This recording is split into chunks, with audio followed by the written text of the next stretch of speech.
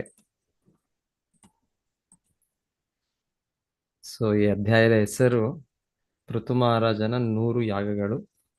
So ಆದರೆ ಪೃಥು ಮಹಾರಾಜರು 100 ಯಾಗಗಳು ಅವರು ಮುಗಿಸ್ಲಿಕ್ಕೆ ಆಗ್ಲಿಲ್ಲ, ಅವ್ರಿಗೆ ಬೇಕಾಗಿಲ್ಲ, ಅವ್ರಿಗೆ ಅಗತ್ಯ ಇಲ್ಲ, ಅವ್ರು 100 ಯಾಗಗಳು ಮಾಡೋ ಅಗತ್ಯ ಇಲ್ಲ. ಆದ್ರೆ ಇದರ ಅಧ್ಯಾಯದ ಇದು ಹೆಸರೇ ಪೃಥು ಮಹಾರಾಜ 100 ಯಾಗ. ಸೊ ಯಾಕಂದ್ರೆ ಅವರು 100 ಯಾಗಗಳು, ಏನು ಯಾಗಗಳು, ಯಾವ ಯಾಗಗಳು ಮಾಡಿದ್ದು ಪೃಥು ಮಹಾರಾಜ? ಬೇರೆ ಬೇರೆ ಯಾಗಗಳು ಮಾಡಿದ್ರು ಅವರು. ಅಲ್ಲಿ ಯಾವ್ದಿದೆ 100 ಯಾಗ ಅಂದ್ರೆ ಏನ್ ಯಾಗ ಇದು? ಅಶ್ವಮೇಧ ಯಾಗ ಪ್ರಭುಜಿ. ಅಶ್ವಮೇಧ ಯಾಗ, ಹೌದು. ಸೊ ಅಶ್ವಮೇಧ ಯಾಗ ಮಾಡ್ತಾ ಇದ್ದಾರೆ.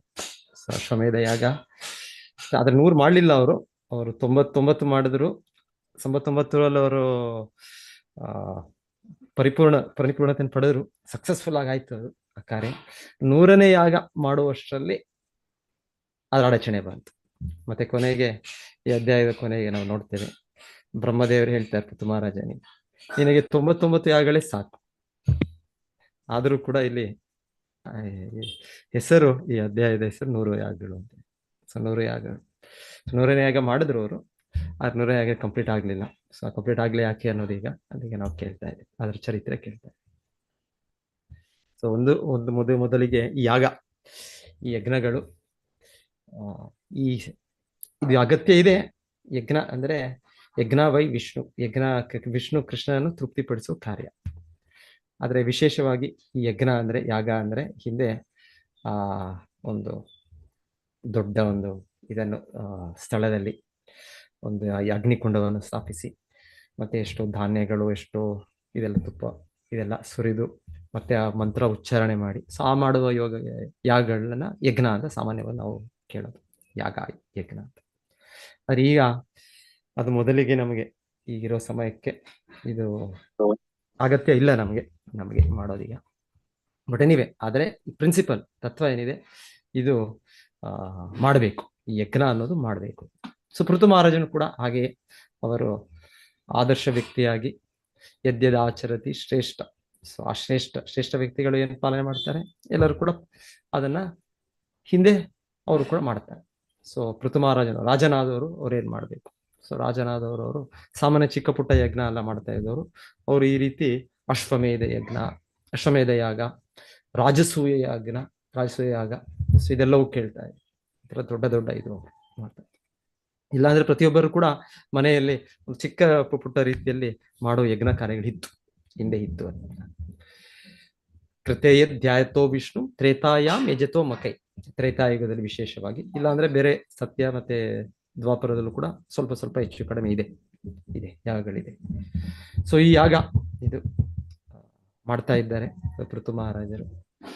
ಆದ್ರೆ ಪೃಥು ಮಹಾರಾಜರು ಮಾಡೋದಕ್ಕೆ ಈಗ ಅಡಚಣೆ, ಈಗ ಮಾಡೋದಕ್ಕೆ. ಸೊ ಇಲ್ಲಿ ಅದು ಬರೋ ಮುಂಚೆ ಶ್ರೀಲ ಪ್ರಭುಪಾದರು ಹೇಳ್ತಾ ಇದ್ದಾರೆ, ಕೆಲವು ವಿಷಯಗಳಿದೆ. ಅಧೋಕ್ಷಜ ಈಶಸ್ಯ.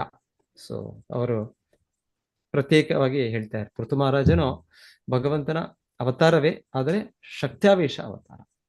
ಸೊ ಅವರು ಶಕ್ತ್ಯಾವೇಶ ಅವತಾರ ಆದ್ದರಿಂದ ಅವರು ಕೂಡ ಭಗವಂತನ ಭಕ್ತಿ ಮಾಡ್ತಾ ಇದ್ದಾರೆ. ಅವರು ಘೋಷಿಸ್ತಾ ಇಲ್ಲ ಅವರು, ನಾನು ಭಗವಂತನು, ನಾನು ದೇವರು ಅಂತ ಇಲ್ಲ.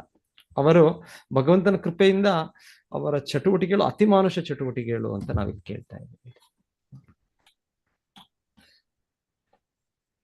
ಅವನ ಅಧಿಕ ಸಂಖ್ಯೆಯಲ್ಲಿ ಯಜ್ಞಗಳನ್ನು ಆಚರಿಸಿ ಪರಮಪ್ರಭುವಿನ ಕೃಪೆಯಿಂದ ಅತಿಮಾನುಷವಾದ ಅಭ್ಯುದಯವನ್ನು ಪಡೆದನು. ಸೊ ಆಗಿದ್ರೂ ಕೂಡ ಅವರು ನಾನು ಭಗವಂತನಾಗ್ಬಿಟ್ಟೆ, ನಾನು ದೇವರಾಗ್ಬಿಟ್ಟೆ ಅಂತ ಅವರು ಹೇಳ್ತಾರೆ. ಸೊ ಇದು ನಿಜವಾದ ನೆಲೆ, ಪ್ರತಿಯೊಂದು ಜೀವಿಯ ನಿಜವಾದ ನೆಲೆ. ಜೀವಿಯರ ಸ್ವರೂಪ ನಿತ್ಯ ಕೃಷ್ಣ ದಾಸ್. ಸೊ ನಾವು ನಿತ್ಯವಾಗಿ ನಮ್ಮ ಸ್ಥಿತಿ ಸಹಜವಾಗಿ ನಾವು ಭಗವಂತನ ಸೇವಕರು.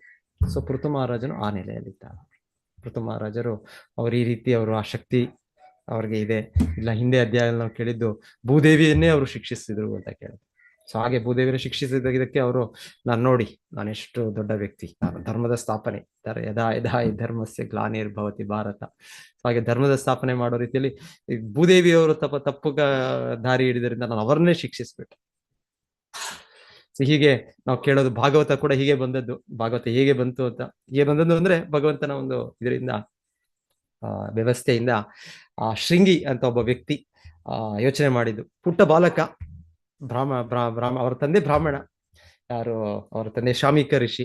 ಆದ್ರೆ ಶೃಂಗಿ ಅನ್ಕೊಂಡಿದ್ದು ಹಾಗೆ, ಓ ನಾನು ಹಾಗೆ ಒಂದು ಬ್ರಾಹ್ಮಣ ಋಷಿಯ ಮಗನಾಗಿದ್ದರಿಂದ ನಾನು ಒಬ್ಬ ದೊಡ್ಡ ಬ್ರಾಹ್ಮಣ, ಹಾಗೆ ಅವರ ಯೋಚನೆ. ಚಿಕ್ಕ ಮಗು, ಆದರೆ ಆ ರೀತಿಯ ಒಂದು ಗರ್ವ, ಒಂದು ಅಹಂಕಾರ ಒಂದು ಈ ರೀತಿಯಲ್ಲಿ ಹೇಳ್ತಾರೆ. ಅವರು ಈ ರಾಜನಿಗೆ ಶಿಕ್ಷಿಸಿದ್ರು, ಯಾರಿಗೆ? ಪರೀಕ್ಷಿತ್ ಮಹಾರಾಜನಿಗೆ. ಸೊ ಈಗ ಕೃಷ್ಣ ಅವತಾರ ಈಗ ಮುಗಿದು ಹೋಗಿದೆ. ಈ ಕೃಷ್ಣನು ತನ್ನ ಧಾಮಕ್ಕೆ ಹೋಗೋದ್ರಿಂದ ಈಗ ಕ್ಷತ್ರಿಯರು ನೋಡಿ ಎಷ್ಟು ಒಂದು ಗರ್ವ, ಅಹಂಕಾರ. ಒಬ್ಬ ಋಷಿ ಮುನಿಗೆ ಹೇಗೆ ಮರ್ಯಾದೆ ಕೊಡ್ಬೇಕು, ಗೌರವ ಕೊಡ್ಬೇಕು, ಅದನ್ನ ಮರ್ತು ಬಿಟ್ಟಿದ್ದಾರೆ ಅವರು. ಆಗ ಬಂದು ನನ್ನ ತಂದೆಗೆ ಅವರು ಆವಿನ ಇದನ್ನು ಹಾಕಿದ್ದು. ಹಾಗೆ ಅವರು ತಪ್ಪನ್ನು ಪರೀಕ್ಷಿತ ಮಹಾರಾಜರು ನೋಡ್ತಾ ಇದ್ದಾರೆ. ಅಪ್ಪ ನೋಡಿ, ಅವರ ಜವಾಬ್ದಾರಿ, ಇದು ನನ್ನ ಕರ್ತವ್ಯ ಅವರನ್ನು ಶಿಕ್ಷಿಸುವುದು. ಸೊ ಕರ್ತವ್ಯ ಇದೆ, ಆದ್ರೆ ಪ್ರತಿಯೊಬ್ಬರಿಗೂ ನಿರ್ದಿಷ್ಟ ಕರ್ತವ್ಯ. ಇದು ಕರ್ತವ್ಯ ಈ ಪುಟ್ಟ ಬಾಲಕನ ಕರ್ತವ್ಯ ಅಲ್ಲ. ಇಂಥ ದೊಡ್ಡ ಮಹಾರಾಜ, ಕ್ಷತ್ರಿಯ ರಾಜರ್ಷಿ, ಅವರನ್ನ ತಿದ್ದುಪಡಿ ಮಾಡೋದು ಅವರ ಕರ್ತವ್ಯ.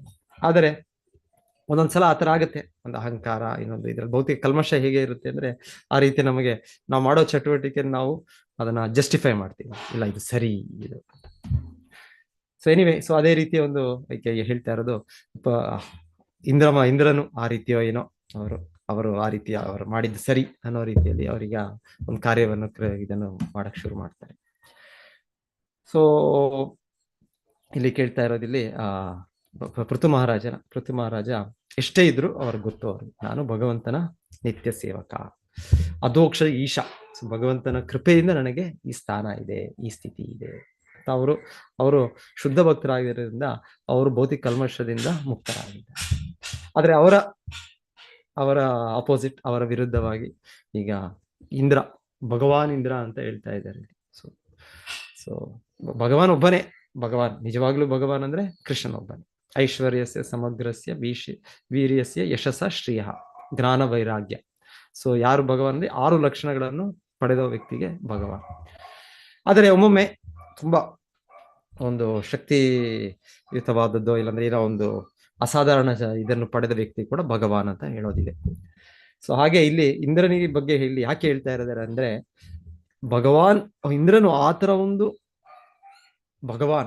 ಅಷ್ಟು ಅಸಾಧಾರಣ ಶಕ್ತಿಯನ್ನು ಪಡೆದ್ರು ಕೂಡ, ಆದ್ರೆ ಇಲ್ಲಿ ಇವರ ಬಗ್ಗೆ, ಪೃಥು ಮಹಾರಾಜರ ಬಗ್ಗೆ ಒಂದು ಅಸೂಯೆ ಭಾವವನ್ನು ಅವರು ವ್ಯಕ್ತಪಡಿಸ್ತಾ ಇದ್ದಾರೆ. ಸೊ ಒಂದು ಕಡೆ ಪೃಥು ಮಹಾರಾಜರು, ಇನ್ನೊಂದು ಕಡೆ ಇಂದ್ರನು. ಸೊ ಹೇಳ್ತಾರೆ, ಇದು ಭೌತಿಕ ಜಗತ್ತಿನ ಒಂದು ಚಟುವಟಿಕೆ. ಭೌತಿಕ ಜಗತ್ತಿನಲ್ಲಿ ಈ ರೀತಿಯ ಒಂದು ನಮಗೆ ಇದೆ ಮತ್ಸರತೆ, ಅಸೂಯೆ, ದ್ವೇಷ, ಅಹಂಕಾರ ಇದಿದೆ ನಮಗೆ. ಸೊ ಇಲ್ಲಿ ನಮಗೆ ಪಾಠ ಏನು ಅಂದ್ರೆ, ಇಂದ್ರನಿಗೂ ಕೂಡ ಇದು ಆ ರೀತಿ ತಪ್ಪಿದ್ದಲ್ಲ, ಅಂತ ವ್ಯಕ್ತಿಯೂ ಕೂಡ, ಅಂತ ಒಂದು ದೊಡ್ಡ ಸ್ಥಾನದಲ್ಲಿರೋ ವ್ಯಕ್ತಿ ಕೂಡ ತಪ್ಪದ್ದಲ್ಲ. ಎಲ್ಲಿವರೆಗೂ ಸಂಪೂರ್ಣವಾಗಿ ನಾವು ಶುದ್ಧ ಭಕ್ತರಾಗೋದಿಲ್ಲ.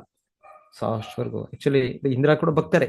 ಅವರು ನಮಗಿಂತ ತುಂಬಾ ಮೇಲಿರುವ ಭಕ್ತರು, ತುಂಬಾ ಮೇಲೆ ಅವರು ದೇವತೆಗಳಂದ್ರೆ ಅವರೆಲ್ಲರೂ ಭಕ್ತರೇ. ವಿಷ್ಣು ಭಕ್ತ ಭವೇ ದೈವ. ಆದರೂ ಸಹ ಇಲ್ಲಿ ಹೇಳ್ತಾ ಇದ್ದಾರೆ, ಅವರು ಭಕ್ತರಾಗಿದ್ರು ಕೂಡ ಅವರಲ್ಲಿ ಸ್ವಲ್ಪ ಕಲ್ಮಶ ಇದೆ. ಸೊ ಆದರೆ ನಮಗೆ ಪಾಠ, ನಾವು ಕೂಡ ಎಷ್ಟು ಜಾಗೃತವಾಗಿರ್ಬೇಕು. ಕೃಷ್ಣ ಪ್ರಭುಪಾದರು ಹೇಳ್ತಾ ಇರೋದು, ಇದು ಬದ್ಧಾತ್ಮನ ದೋಷಗಳು, ಸಹಜವಾದ ದೋಷಗಳು. ಬದ್ಧಾತ್ಮನ ಸಹಜವಾದ ದೋಷಗಳು, ಒಂದು ಅಪರಿಪೂರ್ಣ ಇಂದ್ರಿಯಗಳು, ಎರಡನೆಯದು ತಪ್ಪು ಮಾಡ್ತಾ ಇರ್ತೇವೆ, ಮೂರನೆಯದು ಭ್ರಮೆಯಲ್ಲಿದ್ದೇವೆ, ನಾಲ್ಕನೆಯದು ವಂಚನಾ ಮೋಸ ಮಾಡೋ ಪ್ರವೃತ್ತಿ. ಸೊ ಇದು ನಮ್ಮಲ್ಲಿದೆ, ಇರ್ಬೋದು, ಇದು ಹೆಚ್ಚು ಕಡಿಮೆ ಇರ್ಬೋದು, ಅಷ್ಟೇ ಹೆಚ್ಚು ಕಡಿಮೆ. ಸೊ ಆದ್ರೆ ಇದೆ ಈ ಕಲ್ಮಶಗಳು ನಮಗೆ ಇದೆ. ಈ ರೋಗ ನಾವು ಒಂದು ಇದು ತಗೊಳ್ಳುವಾಗ, ಔಷಧಿ ತಗೊಳ್ಳುವಾಗ ತಕ್ಷಣ ಗುಣ ಆಗತ್ತೆ ಅಂತ ಇಲ್ಲ.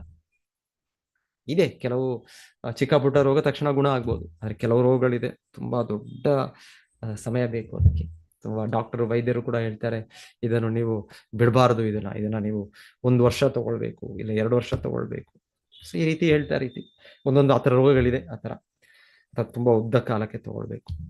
ಸೊ ಹಾಗೆ ಒಂದು ರೀತಿಯಲ್ಲಿ ಹೇಳ್ಬೇಕು ಅಂದ್ರೆ ನಾವೀಗ ಸಾಧನೆ ಮಾಡ್ತಾ ಇದೀವಿ ಅಂದ್ರೆ ನಾವು ನಮಗೆ ಈ ಔಷಧಿಯನ್ನು ತಗೊಳ್ತಾ ಇದ್ದೇವೆ. ನಾವು ಹರೇ ಕೃಷ್ಣ ಮಂತ್ರ ಜಪ ಮಾಡ್ತಾ ಇದ್ದೇವೆ, ಮತ್ತೆ ಶ್ರೀ ಭಾಗವತ ಶ್ರವಣ ಮಾಡ್ತಾ ಇದ್ದೇವೆ, ಮತ್ತೆ ಭಕ್ತಿ ಕಾರ್ಯಗಳಲ್ಲಿ ತೊಡಗಿದ್ದೇವೆ ನಾವು. ಆದ್ರೆ ನಾವು ಇದರಿಂದ ಇನ್ನ ಮುಕ್ತರಾಗಿಲ್ಲ. ನಾವು ಇದು ನಮಗೆ ಟ್ರೀಟ್ಮೆಂಟ್ ಆಗ್ತಾ ಇದೆ, ನಮಗೆ ಟ್ರೀಟ್ಮೆಂಟ್. ಸೊ ಒಂದೊಂದ್ಸಲ ಹೇಳ್ತಾರೆ ಮಾತ್ರೆ ತಗೊಳ್ಳಿಲ್ಲ ಅಂದ್ರೆ ಅದು ನೆಕ್ಸ್ಟ್ ಡೇ ರೋಗ ಹೆಚ್ಚಾಗುತ್ತೆ. ಸೊ ಆ ರೀತಿಯಲ್ಲಿ ನಮಗೂ ಕೂಡ ಅನುಭವ. ಒಂದ್ ದಿವಸ ನಾವು ಜಪ ಮಾಡೋಕ್ಕಾಗ್ಲಿಲ್ಲ, ಸರಿಯಾಗಿ ಜಪ ಮಾಡ್ಲಿಲ್ಲ, ನಾವು ಸರಿಯಾಗಿ ನಮ್ಮ ಸಾಧನೆ ಆಗ್ಲಿಲ್ಲ, ಭಕ್ತಿ ಸೇವೆ ಆಗ್ಲಿಲ್ಲ, ಮತ್ತೆ ನಮ್ಮ ರೋಗ ಹೆಚ್ಚು ಆಗೋದು ನಾವು ನೋಡ್ಬೋದು ನಾವು. ಸೊ ಈ ರೀತಿ ನಮಗೆ ಕಾಮ, ಕ್ರೋಧ, ಲೋಭ, ಇದು ನಮ್ಮನ್ನು ಆವರಿಸೋದು ನಾವು ನೋಡ್ಬೋದು ನಾವು. ಸೊ ಇದು ನಮಗೆ ಹಾಗಾಗಿ ಇದು ಸಂಪೂರ್ಣ ಗುಣ ಆಗೋವರೆಗೂ ಇದೆ ಇದರ ಸೋಂಕು ಇದೆ ಇದು. ಸೊ ಎಷ್ಟರ ಮಟ್ಟಿಗೆ ಇಂದ್ರನಿಗೂ ಕೂಡ ಈ ಮತ್ಸರತೆ ಇದೆ ಅಂತ ಇಲ್ಲಿ ಪಾಠ ನಮಗೆ ಹೇಳ್ತಾ ಇರೋದು. ಸೊ ಹಾಗಾಗಿ ನಾವು ಇಂದ್ರನನ್ನು ಸಾಮಾನ್ಯ ವ್ಯಕ್ತಿ ಅಂತ ಪರಿಗಣಿಸುವಂತಿಲ್ಲ. ಇಂದ್ರನು ದೇವತೆ ಅಂದ್ರೆ ನಾವು ಅವರಿಗೆ ಗೌರವ ಕೊಡಬೇಕು, ನಾವು ಗೌರವಿಸಬೇಕು ಅವ್ರಿಗೆ.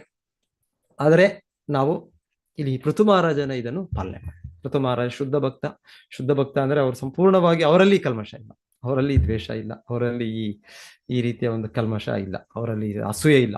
ಯಾಕೆ ಮುಂದೆ ಈ ಅಧ್ಯಾಯದಲ್ಲಿ ನೋಡ್ತೇವೆ, ಬ್ರಹ್ಮದೇವರು ಬರ್ತಾರೆ. ಬ್ರಹ್ಮದೇವರು ಬಂದು ನಿಲ್ಲಿಸ್ತಾರೆ. ನಿಲ್ಲಿಸಿ ಪೃಥು ಮಹಾರಾಜನಿಗೆ ಅವರು ಹೇಳ್ತಾರೆ, ನಿನಗಿಷ್ಟೇ ಸಾಕು, ಅವರಿಗೆ ಅದು 100 ಯಜ್ಞಗಳು ಅಂತಿರ್ಲಿ ಅಂತ ಹೇಳ್ತಾರೆ. ಸೊ ಅದನ್ನು ಒಪ್ತಾರೆ, ಅವರು ಸ್ವೀಕರಿಸ್ತಾರೆ. ಯಾಕಂದ್ರೆ ಬ್ರಹ್ಮದೇವರು ಉನ್ನತ ವ್ಯಕ್ತಿ, ಅವರ ಮನವಿ ಇವರು ಒಪ್ತಾರೆ, ನಿಲ್ಲಿಸ್ತಾರೆ ಅವರು. ನಂತರ ಅವರ ಈ ಚಟುವಟಿಕೆಯನ್ನು ನೋಡಿ ಭಗವಾನ್ ವಿಷ್ಣು ಮತ್ತೆ ಬರ್ತಾರೆ. ಮತ್ತೆ ಬಂದು ಇಂದ್ರನನ್ನು ಕರೆದುಕೊಂಡು ಬರ್ತಾರೆ. ಇಂದ್ರನು ಬರ್ತಾನ. ಸೊ ಇಂದ್ರನಿಗೆ ಅಷ್ಟೊತ್ತಿಗೆ ಅರಿವಾಗುತ್ತೆ, ತನ್ನ ತಪ್ಪು ಅರಿವಾಗುತ್ತೆ, ನನ್ನದೇ ತಪ್ಪು, ನಾನೇ ಒಂದು ದ್ವೇಷದಿಂದ, ಒಂದು ಅಸೂಯೆ ಈ ಭಾವದಿಂದ ಈ ತರ ನಾನೆಲ್ಲ ಮಾಡಿದ್ದು. ಯಾಕಂದ್ರೆ ನೋಡ್ತೇವೆ ನಾವು ಈಗ ಅಶ್ವಮೇಧ ಯಾಗ ಇದನ್ನು ನಿಲ್ಲಿಸ್ಲಿಕ್ಕೆ ಇಂದ್ರನು ನಾನಾ ರೀತಿಯಲ್ಲಿ ಪ್ರಯತ್ನ ಪಡ್ತಾನೆ, ನಾನಾ ರೀತಿಯಲ್ಲಿ. ಯಾಕಂದ್ರೆ ಅಶ್ವಮೇಧ ಯಜ್ಞ ಅಂದ್ರೆ ಅದನ್ನ ಮಾಡುವಾಗ ಅದನ್ನ ಬಿಟ್ಬಿಡ್ತಾರೆ, ಆ ಕುದುರೆಯನ್ನು ಯಾರಾದ್ರೂ ಹಿಡಿದಿಟ್ರೆ ಅವಾಗ ಅವ್ರು ಚಾಲೆಂಜ್, ಅಂದ್ರೆ ನಾನು ಈ ರಾಜನನ್ನು ಸ್ವೀಕರಿಸೋದಿಲ್ಲ, ಅವರ ಆಧಿಪತ್ಯವನ್ನು ಸ್ವೀಕರಿಸೋದಿಲ್ಲ.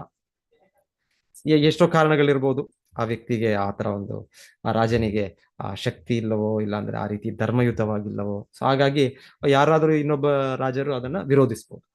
ಸೊ ವಿರೋಧಿಸಿದಾಗ ಮತ್ತೆ ಅವರು ಬಂದು ಅದನ್ನ ಮತ್ತೆ ಅಶ್ವವನ್ನು ತೆಗೆದುಕೊಂಡು ಹೋಗ್ಲಿಕ್ಕೆ, ಆ ಯಜ್ಞವನ್ನು ಮಾಡ್ಲಿಕ್ಕೆ ಅವರು ಅವರ ಮಧ್ಯೆ ಇದಾಗ್ತಾ ಇತ್ತು.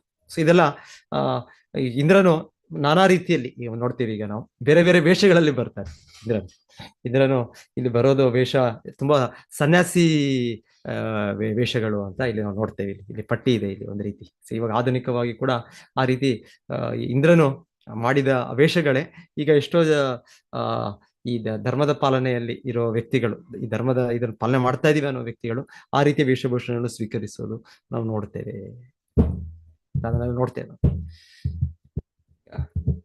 ಇಲ್ಲ ಅಂದ್ರೆ ಶಾಸ್ತ್ರದಲ್ಲಿ ಸನ್ಯಾಸಿ, ನಿಜವಾದ ಸನ್ಯಾಸಿ ಅಂದ್ರೆ ಅನಾಶ್ರಿತ ಫಲ ಕಾರ್ಯಂ ಕರ್ಮ ಕರೋತಿ ಸ ಸನ್ಯಾಸಿ ಚ ಯೋಗಿ ಚ. ಯಾರು ಯಾವ ಫಲಾಪೇಕ್ಷವಿಲ್ಲದೆ, ಯಾರು ಸಂಪೂರ್ಣವಾಗಿ ಕೃಷ್ಣನ ತೃಪ್ತಿಪಡಿಸೋದೆ ಅದಕ್ಕೋಸ್ಕರ ಅವರು ಕಾರ್ಯ ಮಾಡ್ತಾರೆ, ಅವರು ಸನ್ಯಾಸಿ. ಸನ್ಯಾಸಿ ಅಂದ್ರೆ ಕೇವಲ ಅವರು ಒಂದು ಉಡುಪಿನಿಂದನೋ, ಇಲ್ಲ ಅಂದ್ರೆ ಇನ್ನೊಂದು ಆಚರಣೆಯಿಂದನೋ, ಒಂದು ಯಾರೋ ಸಮಾಜದಲ್ಲಿ ಅವರನ್ನು ಗುರುತಿಸೋದ್ರಿಂದನೋ ಅವರು ಆಗೋದಿಲ್ಲ. ಸನ್ಯಾಸಿ ಅವರು ಭಗವಂತನಿಗೆ ಅವರು ಸಂಪೂರ್ಣವಾಗಿ ಮುಡುಪಾಗಿಟ್ಟಿರೋರು ಸನ್ಯಾಸಿ. ಸೊ ಆದ್ರೆ ಇಲ್ಲಿ ಇಂದ್ರನು ಈ ವೇಷಗಳಲ್ಲಿ ಬಂದು, ಯಾಕಂದ್ರೆ ವೈದಿಕ ಸಮಯದಲ್ಲಿ ಸನ್ಯಾಸಿಗೆ ಬಹಳ ಮರ್ಯಾದೆ ಇದೆ, ಗೌರವ ಇದೆ, ಅವ್ರಿಗೆಲ್ಲೂ ಕೂಡ ಅಡಚಣೆ ಇಲ್ಲ. ಇವಾಗ ನಮ್ಗೆ ವೀಸಾ ಇದೆ, ಕಸ್ಟಮ್ಸ್ ಇದೆ, ಇನ್ನೊಂದಿದೆ, ಎಲ್ಲ ಒಂದು ದೇಶದಿಂದ ಇನ್ನೊಂದು ದೇಶಕ್ಕೆ ಹೋದ್ರು ಕೂಡ ಎಷ್ಟು ಅಡಚಣೆಗಳಿರ್ತವೆ. ಒಂದು ಕಡೆಯಿಂದ ಇನ್ನೊಂದು ಮನೆಗೆ ಹೋಗ್ಬೇಕು ಕೂಡ ಅಡಚಣೆ ಇದೆ. ಇವಾಗ ಹೇಗೆ ಆಗ್ಬಿಟ್ಟಿದೆ ಎಲ್ಲ ಕಡೆ, ಬಿವೇರ್ ಆಫ್ ಡಾಗ್ಸ್, ನಾಯಿಗಳಿವೆ. ಸೊ ಬರಬಾರ್ದು. ಇಲ್ಲ ಅಂದ್ರೆ ಇನ್ನ ಬೇರೆ ದೇಶಗಳಲ್ಲಿ ಹೇಳ್ತಾರೆ ಪ್ರಾಸಿಕ್ಯೂಟರ್ಸ್ ಸ್ಟ್ರೆಸ್ ಪಾಸಸ್ ಪ್ರಾಸಿಕ್ಯೂಟೆಡ್. ಯಾರು ಇಲ್ಲಿ ಬರ್ತಾರೆ ಅವ್ರಿಗೆ ಶೂಟ್ ಕೂಡ ಮಾಡ್ಬೋದು. ಸೊ ಈ ತರ ಎಲ್ಲ ಕಾನೂನಿದೆ. ಅಂದ್ರೆ ಯಾರು ಕೂಡ ಅವರ ಮನೆಗೆ, ಅವರ ಒಂದು ಇದಕ್ಕೆ ಬರೋ ಹಾಗಿಲ್ಲ. ಅವರು ಯಾರ ಹತ್ರ ಬಂದ್ರೆ ಅವ್ರನ್ನ ನೀವು ಹೇಳ್ಬೋದು, ಆಗ ಅವರು ನಮಗೆ ಏನೋ ಹಾನಿ ಮಾಡಕ್ ಬಂದ್ರು. ಸೊ ಆ ರೀತಿಯಲ್ಲಿ ಈ ರೀತಿ ಎಲ್ಲ ಇದೆ. ಸೊ ಹಿಂದೆ ಈ ರೀತಿ ಇರ್ತಾ ಇರ್ಲಿಲ್ಲ. ವೈದಿಕ ಕಾಲದಲ್ಲಿ ಅತಿಥಿ ದೇವೋ ಭವ. ಸೊ ಯಾರು ಬಂದ್ರು ಕೂಡ ಅತಿಥಿ ಅವ್ರು ಯಾರು ಬಂದ್ರು ಅವ್ರಿಗೆ ಗೌರವದಿಂದ ಅವ್ರನ್ನ ಸತ್ಕರಿಸುವ ಒಂದು ವಿಧಾನ. ಏನೂ ಇಲ್ಲ ಅಂದ್ರು ಅವ್ರಿಗೆ ಬಂದವ್ರಿಗೆ ಹೇಳ್ತಾರೆ, ಅವ್ರಿಗೆ ಅಷ್ಟು ದೊಡ್ಡ ರೀತಿಯಲ್ಲಿ ಗೌರವಿಸ್ತಿಲ್ಲ ಅಂದ್ರು ಬಂದವ್ರಿಗೆ ಅವ್ರಿಗೊಂದು ಏನೋ ಒಂದು ಚಾಪೆ ಏನೋ ಒಂದು ಹಾಕಿ ಅವ್ರು ಕುಳಿತುಕೊಂಡು ಮತ್ತೆ ಅವ್ರಿಗೆ ಏನೋ ಒಂದು ನೀರಾದ್ರೂ ಕೊಟ್ಟು ಅವ್ರು ಮತ್ತೆ ಹೇಳ್ತಾರೆ ಒಬ್ಬ ಶತ್ರು ಕೂಡ ಬಂದ್ರು ಕೂಡ ಅವರು ನಿಮ್ಮ ಬಾಗಿಲಲ್ಲಿ ಬಂದಿದ್ದಾರೆ. ಸೊ ಹಾಗೆ ಅತಿಥಿಯ ಒಂದು ಸಂಸ್ಕಾರ ಏನು ಅಂದ್ರೆ ಅವರು ಶತ್ರುತ್ವವನ್ನು ಮರೆತು ಹೋಗ್ಬಿಡ್ಬೇಕು. ಸೊ ಈ ರೀತಿಯ ಎಲ್ಲ ಹಿಂದೆ ವೈದಿಕ ಧರ್ಮ ನಡೀತಾ ಇತ್ತು. ಸೊ ಆಗಿರೋ ಇನ್ನು ಸನ್ಯಾಸಿಗೆ ಹೇಳೋದೇನಿದೆ, ಸನ್ಯಾಸಿ ವ್ಯಕ್ತಿ ಬಂದಿದ್ದಾರೆ ಅಂದ್ರೆ ಅವ್ರು ತಮ್ಮ ಉಪಯೋಗಕ್ಕೆ ಬಂದಿಲ್ಲ, ಅವರು ಗೃಹಸ್ಥರು ಇಲ್ಲ ಭೌತಿಕವಾಗಿ ಇರೋ ವ್ಯಕ್ತಿಗಳು. ಸೊ ಅವರ ಉದ್ಧಾರಕ್ಕೋಸ್ಕರ ಬಂದಿದ್ದಾರೆ. ಅವರೇನೋ ಒಂದು ಆಧ್ಯಾತ್ಮಿಕ ಇದನ್ನು ಜ್ಞಾನವನ್ನು ಕೊಡ್ಲಿಕ್ಕೆ ಬಂದಿದ್ದಾರೆ. ಯಾಕಂದ್ರೆ ನಾವು ಬದ್ಧ ಜೀವನದಲ್ಲಿ ನಾವು ಸಂಪೂರ್ಣ ದೇಹದ ಭಾವನೆಯಲ್ಲಿ ದೇಹದ ಇಂದ್ರಿಯ ಸುಖದಲ್ಲೇ ಮಗ್ನರಾಗಿದ್ದು. ಆದ್ರೆ ಸನ್ಯಾಸಿ ಅಂದ್ರೆ ಅವರು ಇದರಿಂದ ಮೇಲಿದ್ದಾರೆ. ಸೊ ಹಾಗೆ ಈ ಇಂದ್ರನು ಆ ರೀತಿ ಇಲ್ಲಿ ನಾವು ನೋಡೋದು, ನಾವು ಸನ್ಯಾಸಿಗಳ ವೇಷವನ್ನು ಧರಿಸಿ ಈ ಯಜ್ಞ ಇದಕ್ಕೆ ಸಭೆಗೆ ಬರೋದು. ಸೊ ಹಾಗೆ ಯಾರು ಕೂಡ ಏನು ಮಾಡೋದಿಲ್ಲ, ಯಾರು ಕೂಡ ಎಲ್ಲೂ ಇಂದ್ರ ನೇರವಾಗಿ ಬಂದು ಎಲ್ಲಿ ಕುದುರೆ ಇದೆ ಆ ಕುದುರೆಯನ್ನು ಹಗ್ಗವನ್ನು ಹಿಡಿದು ಮತ್ತೆ ಅಲ್ಲಿಂದ ಪರಾರಿ ಆಗ್ತಾರೆ. ಮತ್ತೆ ಇಂದ್ರನಿಗೆ ಆ ಶಕ್ತಿಗಳಿದೆ, ಎಷ್ಟೋ ಶಕ್ತಿಗಳಿದೆ. ಸೊ ಹಾಗೆ ಈಗ ಮುಂದೆ ಚರಿತ್ರೆ ನೋಡ್ತೀವಿ, ಬೇರೆ ಬೇರೆ ಸನ್ಯಾಸಿ ಈ ಧರ್ಮ ಪಾಲನೆ ಮಾಡೋ ವ್ಯಕ್ತಿಗಳು ಅಂತ ಅನ್ಕೊಳ್ಳೋ ರೀತಿಯಲ್ಲಿ ಇಂದ್ರನು ವೇಷವನ್ನು ಧರಿಸಿ ಈಗ ಇದು ಅಪಹರಿಸಿಕೊಂಡು ಹೋಗೋ ಪ್ರಯತ್ನ ಈಗ. ಆದ್ರೆ ಇಲ್ಲಿ ಹೇಳ್ತಾ ಇರೋದು ಯಾಕೆ ಅಂದ್ರೆ ಅವ್ರು ಮಾಡ್ತಾ ಇರೋದು ಅವ್ರಿಗೆ ಅಸೂಯೆ ಭಾವನೆ ಇದೆ, ಅವ್ರಿಗೆ ಮತ್ಸರತೆ ಇದೆ, ಇಂದ್ರನಿಗೆ ಭಯ ಇದೆ. ಎಲ್ಲಿ ಈಗ ನನ್ನ ಪಟ್ಟವನ್ನು ಇವರು ತೆಗೆದುಕೊಂಡ್ಬಿಡ್ತಾರೋ. ಸೊ ಈಗ ನೋಡಿ, ಈಗ ನಾವು ಎಲೆಕ್ಷನ್ ನೋಡ್ತಾ ಇದೀವಿ. ಈಗ ಎಲೆಕ್ಷನ್ ಬಂದಾಗ ಆಗ್ಲೂ ಅವ್ರಿಗೆ ಯಾವಾಗ ಆಗ್ಬೋದು.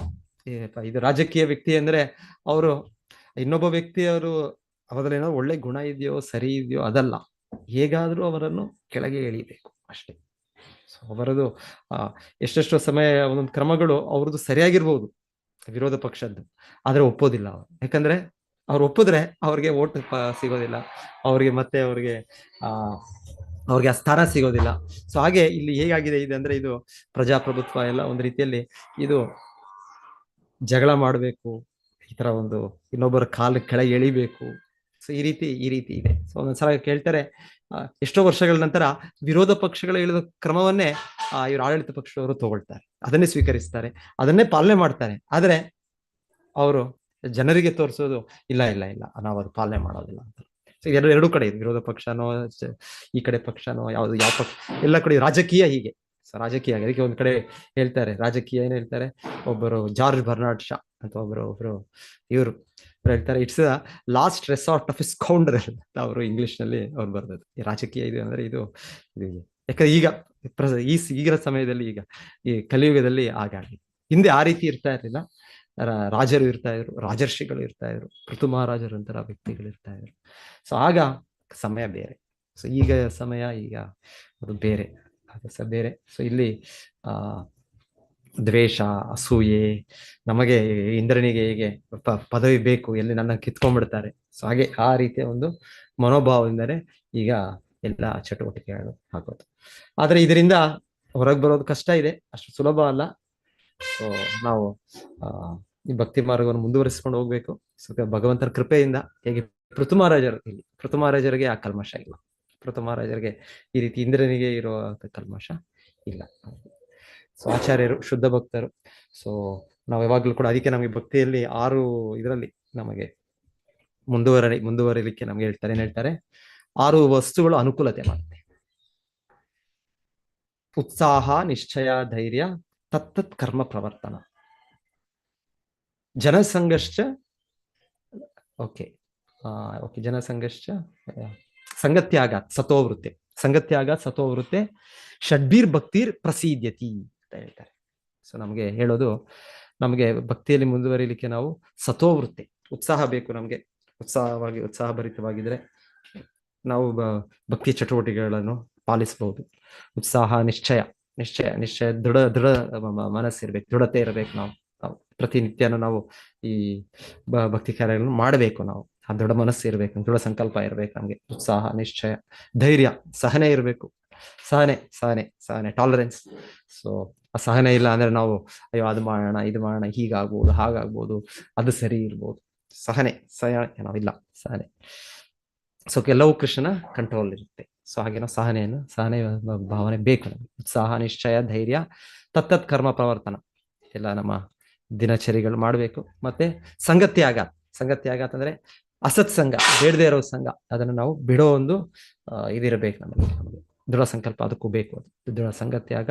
ಸತೋವೃತ್ತೆ ಅಂದ್ರೆ ಹಿಂದಿನ ಆಚಾರ್ಯರು, ಪೂರ್ವ ಭಕ್ತರು, ಸೊ ಅವರನ್ನು ನಾವು ಅವರ ಹೆಜ್ಜೆಗಳನ್ನ ಪಾಲಿಸಬೇಕು. ನಾವು ಅವರ ಹೆಜ್ಜೆಗಳನ್ನ ಪಾಲಿಸೋದ್ರಿಂದ ನಮಗೆ ಇದು ಅವ್ರಿಗೆ ತೃಪ್ತಿ ಪಡಿಸೋದಿಲ್ಲ. ಸೊ ನನಗೆ ಅಸೂಯೆ ಬರ್ತಾ ಇದೆ, ನನಗೆ ಈ ರೀತಿ ನಾನು ಒಂದು ಅಹಂಕಾರಿ ಆಗ್ತಾ ಇದ್ದೇನೆ. ಸೊ ಆದರೆ ಇದು ನನಗೆ ನಮ್ಮ ಆಚಾರ್ಯರಿಗೆ, ನನ್ನ ಗುರುವಿಗೆ, ನನ್ನ ಹಿರಿಯ ಭಕ್ತರಿಗೆ ಅವ್ರಿಗೆ ಇಷ್ಟ ಆಗೋದಿಲ್ಲ, ಅವ್ರಿಗೆ ಇದು ತೃಪ್ತಿ ಪಡಿಸೋದಿಲ್ಲ. ಸೊ ಹಾಗೆ ನಾವು ಆ ಭಾವನೆಗಳನ್ನ ಅದನ್ನ ಕಡಿವಾಣ ಹಾಕಬಹುದು. ನಮ್ಮ ವೈಯಕ್ತಿಕವಾಗಿ ಇಲ್ಲದೆ ಇರ್ಬೋದು ನಮಗೆ ಆ ಶಕ್ತಿ. ಆದರೆ ಇದು ನಾವು ಭಕ್ತಿ ಮಾರ್ಗದಲ್ಲಿ ಆ ಹಿರಿಯರು, ನಮ್ಮ ಗುರುಗಳು, ಕೃಷ್ಣನು, ಭಗವಂತನಿಗೆ ನಾವು ನೆನಪು ಮಾಡಿಕೊಂಡಷ್ಟು ನಮಗೆ ಇದು ನಮ್ಮ ಚಟುವಟಿಕೆ ಇದು ಸರಿಯಲ್ಲ, ಇದನ್ನು ನಾವು ತ್ಯಜಿಸಬೇಕು, ಇದು ಬಿಡಬೇಕು. ಸೊ ನೀವು ಇಲ್ಲ ಅಂದ್ರೆ ಇದೆ ಈಶಾಭಾವ, ಇದು ಮತ್ಸರತೆ, ಇದು ಅಷ್ಟು ಸುಲಭ ಅಲ್ಲ. ಎಷ್ಟರ ಮಟ್ಟಿಗೆ ಅಂದ್ರೆ ಐತಿಹಾಸಿಕವಾಗೂ ಕೇಳ್ತೇವೆ ನಾವು. ಐತಿಹಾಸಿಕವಾಗಿ ಕೇಳಿದಾಗ ದೊಡ್ಡ ದೊಡ್ಡ ಆಚಾರ್ಯರು, ರಾಮಾನುಜಾಚಾರ್ಯರು, ಮಧ್ವಾಚಾರ್ಯರು, ಇಲ್ಲ ರಾಮಾನುಜಾಚಾರ್ಯರ ಬಗ್ಗೆ ಒಂದು ನೀವು ಕೇಳಿರ್ಬೋದು. ನೀವು ಯಾರು ಅವರು? ಒಬ್ಬರು ಮೊದಲಿಗೆ ರಾಮಾನುಜಾಚಾರ್ಯರು ಅವರು ವಿದ್ಯಾಭ್ಯಾಸ ಮಾಡ್ತಾ ಇದ್ದು ಒಬ್ಬ ವ್ಯಕ್ತಿ ಯಾದವ್ ಪ್ರಕಾಶ. ಸೊ ಯಾದವ್ ಪ್ರಕಾಶ ಹೇಳ್ತಾರೆ, ಅವರು ದೊಡ್ಡ ವಿದ್ವಾಂಸರು. ಅವರಿಗೆ ರಾಮಾನುಜಾಚಾರ್ಯರಿಗೆ ಕೂಡ ಅವ್ರಿಗೂ ಸೇರಿದಂತೆ ಬಹಳ ಜನಕ್ಕೆ ಅವರು ಈ ವೇದಾಂತವನ್ನು ಎಲ್ಲ ಕಲಿಸ್ತಾ ಇದ್ರು. ಆದರೆ ಹೇಳ್ತಾರೆ ಅವರು ವೇದಾಂತ ಅವರ ಜ್ಞಾನದಲ್ಲಿ ಈ ಜ್ಞಾನ ಏನು ಅಂದ್ರೆ ಕೊನೆಗೆ ಎಲ್ಲವೂ ಕೂಡ ನಿರಾಕಾರ ಸ್ವರೂಪ. ಸೊ ಇದು ಅದ್ವೈತ ತತ್ವ. ಇದು ಶಂಕರಾಚಾರ್ಯರ ಇದರ ಪ್ರಭಾವದಲ್ಲಿ ಇದು ಬಂದ ತತ್ವ ಇದು. ಸೊ ಅವರು ಅದಕ್ಕೆ ಅಂಟಿಕೊಂಡು ಆ ರೀತಿಯಲ್ಲೇ ಅವರು ಎಲ್ಲ ವೇದಶಾಸ್ತ್ರದ, ವೇದಾಂತದ ಇದು ಕೊಡ್ತಾ ಇದ್ರು. ಸೊ ರಾಮಾನುಜಾಚಾರ್ಯರು ಶುದ್ಧ ಭಕ್ತರು, ರಾಮ ಅನುಜ ಸಾಕ್ಷಾತ್ ಲಕ್ಷ್ಮಣ, ಸೊ ಅವರ ಅವತಾರ. ಸೊ ಅವರು ನೋಡೋದು ಸರಿಯಲ್ಲ, ಇದು ದೂಷಣ. ಭಗವಂತನಿಗೆ ರೂಪ ಇಲ್ಲ, ಭಗವಂತನಿಗೆ ಇದಿಲ್ಲ. ಸೊ ಹೀಗೆ ಕೆಲವು ಸನ್ನಿವೇಶಗಳಾಗುತ್ತೆ. ಹಾಗಾದ್ಮೇಲೆ ಅವರು ತುಂಬಾ ಒಂದು ನಮ್ರತೆಯಿಂದ ಅವರು ಯಾದವ್ ಪ್ರಕಾಶ್ಗೆ ಇದು ನೀವು ಹೇಳ್ತಾ ಇರೋದು ಸರಿಯಲ್ಲ, ನೀವು ಬೋಧನೆ ಮಾಡ್ತಾ ಇರೋದು ಸರಿಯಲ್ಲ, ಸೊ ಈ ರೀತಿ ಹೇಳ್ತಾರೆ. ಸೊ ಹೇಳ್ತಾರೆ ಅದ್ರ ಎಷ್ಟರ ಮಟ್ಟಿಗೆ ಆಯ್ತು ಅಂದ್ರೆ ಅವರ ಗುರುವಾಗಿದ್ದಾರೆ ಇವರು ಯಾದವ್ ಪ್ರಕಾಶ, ಆದ್ರೆ ಅವ್ರಿಗೆ ಮತ್ಸರತೆ ಅಂದ್ರೆ ಎಷ್ಟು ಮಟ್ಟಿಗೆ ಮತ್ಸರತೆ, ದ್ವೇಷ ಅಂದ್ರೆ ಅವರ ಬೇರೆ ಶಿಷ್ಯರೆಲ್ಲ ಸೇರಿಕೊಂಡು ಹೀಗೆ ಬಿಟ್ರೆ ನಾವು ರಾಮಾನುಜಾಚಾರ್ಯರು ನಮಗಿಂತ ದೊಡ್ಡ ವಿದ್ವಾಂಸ ಪಂಡಿತನಾಗ್ತಾ ಇದ್ದಾನೆ. ಸೊ ಅವನ ಮಾತುಗಳಿಂದ ಎಲ್ಲರೂ ಕೂಡ ಅವನ ತತ್ವವನ್ನು ಸ್ವೀಕರಿಸ್ತಾರೆ. ನಾವು ನಮ್ಮ ತತ್ವ, ನಾವು ಇಷ್ಟು ದೊಡ್ಡ ಗುರುಗಳು ಅಂತ, ದೊಡ್ಡ ಧರ್ಮ ಪುರುಷರು ಅಂತ. ಕಾಂಚಿಯಲ್ಲಿ ಇದೆಲ್ಲ ನಡೆಯೋದಿದೆ ಸನ್ನಿವೇಶ. ಕಂಚಿಯಲ್ಲಿ ಇರತ್ತ ಎಲ್ಲ ಜನರು ನಮ್ಮನ್ನು ಬಿಟ್ಟು ಅವರನ್ನ ಪಾಲನೆ ಮಾಡ್ಬಿಟ್ರೆ ಹೇಗೆ? ದ್ವೇಷ, ಅಸೂಯೆ, ಹೀಗೆ ಇಂದ್ರನಿಗೆ ಅಸೂಯೆ ಬರ್ತಾ ಇದೆ, ನನ್ನ ಪದವಿ ಕಿತ್ಕೊಂಡ್ಬಿಟ್ರೆ ಅಂತ ಅವ್ರು ಕೂಡ ಅಸೂಯೆ ಒಂದು ರೀತಿ. ಸೊ ಎಷ್ಟರ ಮಟ್ಟಿಗೆ ಅಸೂಯೆ ಆಗುತ್ತೆ ಅಂದ್ರೆ ಹೇಳ್ತಾರೆ ಅವರು ಪ್ಲಾನ್ ಮಾಡಿ ಹೊಂಚೆ ಹಾಕಿ ನಾವು ಹೋಗೋಣ ಉತ್ತರ ಭಾರತಕ್ಕೆ ತೀರ್ಥಯಾತ್ರೆಗೆ ಅಂತ ಹೋಗೋಣ. ಸೊ ಹಿಂದೆ ತೀರ್ಥಯಾತ್ರೆಗೆ ನಮಗೆ ಇವಾಗ ಫ್ಲೈಟ್ ಇದೆ, ಟ್ರೈನ್ ಇದೆ, ಅವಾಗಿಲ್ಲ, ಅದೆಲ್ಲ ನಡೆದುಕೊಂಡು ಹೋಗ್ಬೇಕು. ಸೊ ನಡೆದುಕೊಂಡು ಹೋಗುವಾಗ ಹೇಳ್ತಾ ಅವ್ರ ಮೊದಲೇ ಪ್ಲಾನ್ ಮಾಡಿರ್ತಾರೆ, ನಾವು ಹೋಗಿ ಪ್ರಯಾಣಕ್ಕೆ ಹೋಗೋಣ, ಇವ್ರನ್ನು ಕೂಡ ಕರ್ಕೊಂಡು ಹೋಗೋಣ, ರಾಮಾನುಜ ಇವನ್ ಕರ್ಕೊಂಡೋಗಿ ದಾರಿಯಲ್ಲಿ ಇವನನ್ನು ಕೊಂದ್ಬೇಡ. ಸೊ ಮತ್ತೆ ನಾವು ವಾಪಸ್ ಬಂದ್ಬಿಟ್ಮೇಲೆ ಜನರಿಗೆ ಹೇಳ್ಬೋದು ಅಲ್ಲಿ ಏನೋ ಆಯ್ತು, ಮಧ್ಯದಲ್ಲಿ ಏನಾಯ್ತು, ಎಲ್ಲೋ ಕಾಡಿನ ಮಧ್ಯದಲ್ಲಿ, ಎಲ್ಲೋ ಗುಡ್ಡಗಳು, ಎಲ್ಲೋ ಪರ್ವತಗಳು, ಎಲ್ಲೋ ಪ್ರವಾಹ, ಸೊ ಏನೋ ಒಂದು ಕಾರಣ ಕೊಟ್ಟು. ಸೊ ಹಾಗೆ ಅವರು ಯಾತ್ರೆಯನ್ನು ಸ್ಟಾರ್ಟ್ ಮಾಡ್ತಾರೆ. ರಾಮಾನುಜಾಚಾರ್ಯರು ಅವ್ರ ಶಿಷ್ಯರು, ರಾಮಾನುಜಾಚಾರ್ಯರು ಆಯ್ತು ನನಗೂ ಕೂಡ ಒಂದು ಅವಕಾಶ ಸಿಗುತ್ತೆ, ಹೋಗೋಣ ನಾವು ಮಥುರಾ, ವೃಂದಾವನ, ಇಲ್ಲ ಅಂದ್ರೆ ಜಗನ್ನಾಥ್ಪುರಿ, ಇನ್ನೊಂದು ಹೋಗೋಣ ಅಂತ ಅವರು ಕೂಡ ಆ ಮಾರ್ಗದಲ್ಲಿ ಹೋಗ್ತಾ ಇದ್ದಾರೆ. ಹೇಳ್ತಾರೆ ಅಷ್ಟು ಸಮಯದ ಮಧ್ಯದಲ್ಲಿ ರಾಮಾನುಜಾಚಾರ್ಯರ ಜೊತೆಗೆ ಅವರ ಇನ್ನೊಬ್ಬರು ಇರ್ತಾರೆ, ಅವರ ಹೆಸರು ಅವರ ಅನುಯಾಯಿಗಳು, ಅವರ ಆಪ್ತರು. ಸೊ ಅವರು ಇವರೆಲ್ಲ ಮತ್ತೆ ಮಾತಾಡ್ತಾ ಇರೋ ಇದನ್ನು ಒಂದ್ಸಲ ಕೇಳ್ತಾರೆ, ಗೊತ್ತಾಗತ್ತೆ. ಆಕ್ಚುಲಿ ರಾಮಾನುಜಾಚಾರ್ಯ ಶುದ್ಧ ಭಕ್ತ, ಅವ್ರಿಗೆಲ್ಲ ಗೊತ್ತಾಗುತ್ತೆ. ಬಟ್ ಸ್ಟಿಲ್ ಎನಿವೆ ಚಾರಿತ್ರಿಕವಾಗಿ, ಐತಿಹಾಸಿಕವಾಗಿ ನಾವು ಕೇಳೋದು ಅವರ ಆಪ್ತರು ಇವರೆಲ್ಲ ಡಿಸ್ಕಷನ್ ಮಾಡ್ತಾ ಇರೋದು, ಯಾದವ ಪ್ರಕಾಶ್ ಅವರ ಡಿಸ್ಕಷನ್ ಮಾಡ್ತಾರೆ, ಕೇಳ್ತಾರೆ ಅಂತ. ಸೊ ಈ ರೀತಿ ಈಗ ನಂತರ ಬರೋ ನೆಕ್ಸ್ಟ್ ಮರುದಿನವೇ ಹೀಗೆ ಅವರು ರಾಮಾನುಜಾಚಾರ್ಯರನ್ನ ಈ ರೀತಿ ಕೊಲ್ಲೋ ಪ್ರಯತ್ನ. ಸೊ ಹೇಳ್ತಾರೆ ರಾಮಾನುಜಾಚಾರ್ಯರು ಆ ದಿವಸನೇ ಹಿಂದಿನ ರಾತ್ರಿ ಅವರ ಆಪ್ತರು ಹೇಳೋ ಸಲಹೆ ಇಂದ ಅವರು ಆ ರಾತ್ರಿ ಅಲ್ಲಿಂದ ಹೊರಟು ಬಿಡ್ತಾರೆ. ಸೊ ಮತ್ತೆ ನೆಕ್ಸ್ಟ್ ಆ ಸಮಯಕ್ಕೆ ಈ ಕಡೆ ರಾಮಾನುಜಾಚಾರ್ಯರೇನೋ ಹೋಗ್ತಾರೆ, ರಾಮಾಚಾರ್ಯ ಅಲ್ಲಿಂದ ಒಂದು ಸಾಮಾನ್ಯ ವ್ಯಕ್ತಿಯ ರೀತಿಯಲ್ಲಿ ಅವರ ಒಂದು ಲೀಲೆಗಳು ಅವರು ಮಾಡ್ತಾರೆ. ನಂತರ ಹೇಳ್ತಾರೆ ಅವರಿಗೆ ಸಾಕ್ಷಾತ್ ಭಗವಂತನೇ ಲಕ್ಷ್ಮೀನಾರಾಯಣ, ಸೊ ಅವರೇ ಬಂದು ಅವರಿಗೆ ಮತ್ತೆ ಅವ್ರಿಗೆ ದಾರಿ ತೋರಿಸ್ತಾರೆ, ಮತ್ತೆ ಅವ್ರು ವಾಪಸ್ ಬರ್ತಾರೆ ಕಾಂಚಿ ರಾಮಾನುಚಾರಿ. ಅದು ಈ ಕಡೆ ಆಗುತ್ತೆ. ಆದ್ರೆ ಆ ಕಡೆ ಅಷ್ಟು ಸಮಯದಲ್ಲಿ ಹೇಳ್ತಾರೆ ಏನಾಗುತ್ತೆ ಅಂದ್ರೆ, ಇವರು ಯಾದವ್ ಪ್ರಕಾಶ್ ಅವರೆಲ್ಲ ಅವರು ಆ ಚಟುವಟಿಕೆ ಆ ರೀತಿ ಅವ್ರನ್ನ ಕೊಲ್ಲೋಕ್ ಕಾರ್ಯವಾಗಿ ಕ್ರಮವನ್ನು ತಗೊಳಕ್ ಆಗ್ಲಿಲ್ಲ ಅವರು. ಆದ್ರೆ ಅವ್ರನ್ನ ಏನ್ ಅನ್ಕೊಳ್ತಾರೆ, ಯಾಕಂದ್ರೆ ಇವ್ರು ಹೇಳೋದು ಅವ್ರ ರಾಮಾನುಚಾರ ಆತ್ಮೀಯರು, ಅವ್ರು ಎಲ್ಲೋ ಹೋದ್ರು ಮತ್ತೆ ಬರ್ಲಿಲ್ಲ, ಮೋಸ್ಟ್ಲಿ ಅವ್ರ ಅಂತ್ಯ ಆಗೋಯ್ತು, ಏನೋ ನೀರಿನಲ್ಲಿ ಮುಳುಗೋದ್ರು ಏನೋ. ಸೊ ಇವರು ಅದನ್ನೇ ಆ ವಿಷಯವನ್ನು ಅವರು ಹಾಗೆ ನಂಬುತ್ತಾರೆ. ಓ ಆಗಿರ್ಬೇಕು, ನಿಜವಾಗ್ಲೂ ನಾವು ಅನ್ಕೊಳ್ತಾ ಇದ್ವಿ ಅವ್ರನ್ನ ಕೊಲ್ಬೇಕು ಅಂತ, ಆದ್ರೆ ಆಗ ಕಾರ್ಯ ಆಗ್ಬಿಟ್ಟಿದೆ, ಅವ್ರು ಎಲ್ಲಿ ಪರಾರಿ ಆದ್ರೂ ಗೊತ್ತಿಲ್ಲ ನಮಗೆ. ಸೊ ಹಾಗೆ ಆಗಿ ಅವರು ಬರ್ತಾರೆ. ಸೊ ನಂತರ ನೀತೆ ಮತ್ತೆ ಮುಂದೆ ನಡೆಯುತ್ತೆ. ಕೊನೆಗೆ ಇದರಲ್ಲಿ ಯಾದವ್ ಪ್ರಕಾಶರು ಕೂಡ ರಾಮಾನುಚಾರ್ಯರ ದೀಕ್ಷೆ ಪಡಿತಾರೆ, ಅವರ ಅನುಯಾಯಿಗಳಾಗ್ತಾರೆ. ಸೊ ಈ ರೀತಿ ಎಲ್ಲ ಇದೆ. ಈ ರೀತಿ ಇದರ ದೊಡ್ಡ ಪಂಡಿತ, ದೊಡ್ಡ ವಿದ್ವಾಂಸ, ಎಷ್ಟೋ ಉಪನಿಷತ್ಗಳು ಎಲ್ಲ ಯಾದವ್ ಪ್ರಕಾಶ ಜ್ಞಾನಿ. ಆದರೆ ಇಂಥ ಒಂದು ರಾಮಾನುಚಾರ್ಯರ ಬಗ್ಗೆ ಅವರು ಕೂಡ ದ್ವೇಷ. ಹಾಗೆ ಮಧ್ವಾಚಾರ್ಯರ ಚರಿತ್ರೆಗಳು ಬರುತ್ತೆ ಅನ್ಸುತ್ತೆ, ಕೆಲವು ಸಂಗತಿಗಳು ಬರುತ್ತೆ. ಒಂದೊಂದು ಬಹಳ ಸಮಯ ಎಷ್ಟೋ ಇದರಲ್ಲಿ ಇಲ್ಲಿ ದೊಡ್ಡ ಇದು ಈ ರೀತಿಯ ಧರ್ಮಗುರುಗಳು ಇರಲ್ಲ ಅನ್ಕೊಳ್ಳೋರು. ಈತ ದ್ವೇಷವನ್ನು ವ್ಯಕ್ತಪಡಿಸೋದು, ಇದರ ಚಟುವಟಿಕೆ ಇದು ಇತಿಹಾಸದಲ್ಲಿ ಮತ್ತೆ ನೋಡ್ಬೋದು ನಾವು. ಮತ್ತೆ ನೋಡೋದು ಮತ್ತೆ ಬರುತ್ತೆ ಇದು. ಎನಿವೆ, ಶಿಲ ಪ್ರಭುಪಾದರು ಅವರ ಆಚಾರ್ಯರ ಜೀವನದಲ್ಲೂ ಕೂಡ ಒಂದ್ ರೀತಿಯಲ್ಲಿ ಹೇಳ್ಬೇಕು ಅಂದ್ರೆ, ಅವರು ಪ್ರಚಾರ ಮಾಡುವಾಗ್ಲೂ ಅವರ ಎಷ್ಟು ಸಹಾಯವನ್ನು ಕೇಳ್ತಾರೋ, ಎಷ್ಟು ಭೌತಿಕವಾಗಿ ದೊಡ್ಡ ವ್ಯಕ್ತಿಗಳು, ರಾಜಕೀಯ ವ್ಯಕ್ತಿಗಳು ಇಲ್ಲ ಒಂದು ಇದರಲ್ಲಿ ಆದ್ರೆ ಅವ್ರು ಯಾರು ಸಹಾಯ ಮಾಡೋದಿಲ್ಲ ಅವ್ರಿಗೆ ಇದು ಯಾವ ರೀತಿಯ ಮನೋಭಾವನೋ ಏನೋ ಸಹಾಯ ಮಾಡ್ಲಿಲ್ಲ. ಅವರ ಒಂದು ಇವರು ಕೂಡ ಸಹಾಯ ಮಾಡ್ಲಿಲ್ಲ. ಸೊ ಒಂದ್ ರೀತಿ ಹೇಳ್ಬೇಕು ಅಂದ್ರೆ ಇದು ಭೌತಿಕ ಕಲ್ಮಶದಲ್ಲಿ ನಮಗೆ ಈ ರೀತಿ ಅಸೂಯೆ ಭಾವ ಇರ್ಬೋದು, ಇಲ್ಲಾಂದ್ರೆ ಇನ್ನೊಂದು ಭಾವನೆ ಇರ್ಬೋದು. ಹಾಗೆ ನಮ್ಮ ಸ್ಥಿತಿ, ಭೌತಿಕವಾದ ಸ್ಥಿತಿ ಕಲ್ಮಶ ಬದ್ಧಾತ್ಮವನ್ನು ಇದು ಇದು ಮಾಡುತ್ತೆ, ಇದು ನಿಲ್ಲಿಸುತ್ತೆ ಇದು.